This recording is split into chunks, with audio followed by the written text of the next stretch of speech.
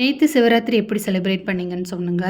நாங்க வந்துட்டு காலையில கோயிலுக்கு போனோம். அப்புறம் ஈவினிங் கோயிலுக்கு போனோம். காலையில இந்த புட்டு சாப்பிட்டதும் சரி, எதுவுமே நான் ப்ரிப்பேர் பண்ணவே இல்ல. அன்னதான சாப்பாடே சாப்பிட்டுக்கிட்டோம்.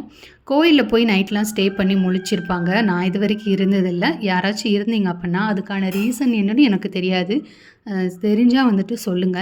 நான் வந்து ஜஸ்ட் உங்ககிட்ட கேட்குறேன் தெரிஞ்சுக்கலாம் அப்படின்னு அவ்வளோதான். அதுக்கப்புறம் பார்த்தீங்கன்னா, இன்னைக்கு லஞ்சுக்கு சாம்பார், அப்புறம் உருளைக்கிழங்கு பொரியல் தான் பண்ணியிருந்தேன். காலையில அதையுமே சாப்பிட்டுக்கிட்டோம். இந்த மாவு இதெல்லாம் அரைக்கவே இல்ல.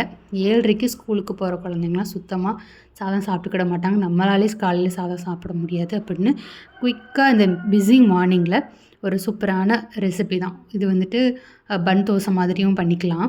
ஓட்ஸு, ரவா போட்டு தோசை. ஓட்ஸ் வந்து 2 கப்பு, ரவா வந்துட்டு 1 கப் ஆட் பண்ணிவிட்டு தேவையான உப்பு சேர்த்துட்டு கொஞ்சம் தயிர், தண்ணியெல்லாம் சேர்த்துட்டு ஊற வச்சிரணும். அப்புறம் நல்லா பிளெண்ட் பண்ணி அதை எடுத்துக்கணும். எடுத்துட்டு நாங்கள் வந்துட்டு உருளைக்கிழங்கு, கேரட், வெங்காயம் போட்டு நல்லா கிறிஸ்பியாக ஃப்ரை பண்ணி எடுத்துட்டு அதை வந்துட்டு ஊற்றியாச்சுங்க. அப்படியே ஸ்நாக்ஸ் பாக்ஸும் ப்ரிப்பேர் பண்ணி கொடுத்தாச்சுங்க.